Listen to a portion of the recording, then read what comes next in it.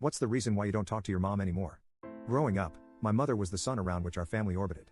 Everything, no matter how insignificant, was about her. If I got an A on a test, it was proof of her superior parenting. If I failed, it was a reflection of my ingratitude for all she'd done.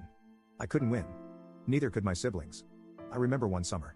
I'd been working a part-time job and saving up for a second-hand car, a small taste of freedom, something mine. But when I had enough, my mother announced that she was borrowing the money. She needed it for a beauty treatment, one of her many attempts to recapture a youth that was slipping away. My protests were met with guilt trips about all she'd sacrificed for us. The car dream evaporated. As years passed, the episodes intensified. When my younger brother, Jake, was diagnosed with a learning disability, she took it as a personal affront, choosing to view it as an act of defiance rather than a genuine challenge. Instead of seeking help or understanding, she locked him in a relentless cycle of tutors, punishments, and more guilt trips. My turning point came during my college graduation. As I walked across the stage, diploma in hand, I searched the crowd for my family. But all I saw was my mother, towering over my siblings, wearing a dress so flashy it nearly outshone the ceremony itself. The day wasn't about my achievement, it was another stage for her performance. The isolation grew. My friends couldn't understand why I wasn't close to my mother or why I cringed at Mother's Day ads. Comments like "but she's your mom" or "every family has its quirks" made it even harder. I felt trapped in a narrative where speaking out made me the bad guy. After about a year and a half of meticulously saving every penny from my job, I finally managed to secure a new apartment about an hour away from my hometown. It was a small, unassuming place, nestled in a quiet corner of the city, but most importantly, it was mine.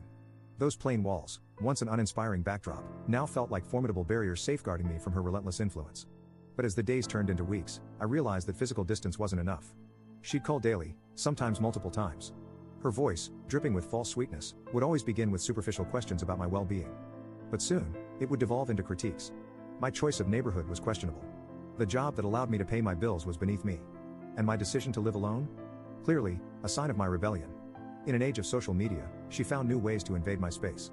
She'd send me articles about the rising crime rates in my area or news about layoffs in similar industries. And then there were the surprise visits.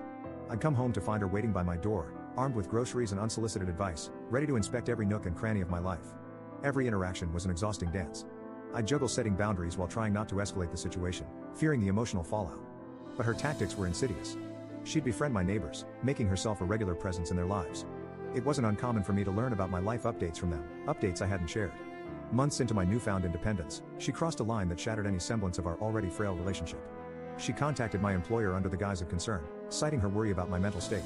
The subsequent meeting with HR was a humiliating ordeal, as I tried to explain the dynamics of my personal life while retaining my professional dignity.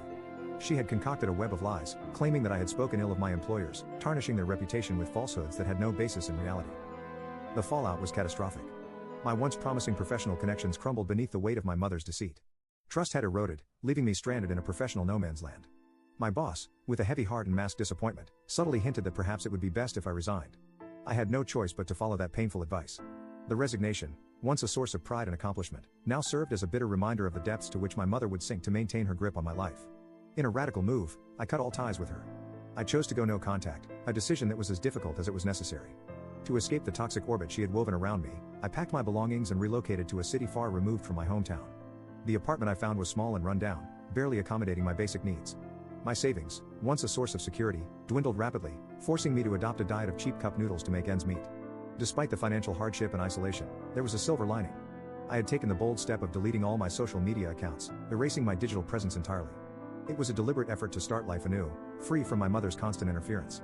I was broke, struggling to pay the bills, and navigating an unfamiliar city, but I clung to the solace that my mother had not been able to contact or locate me.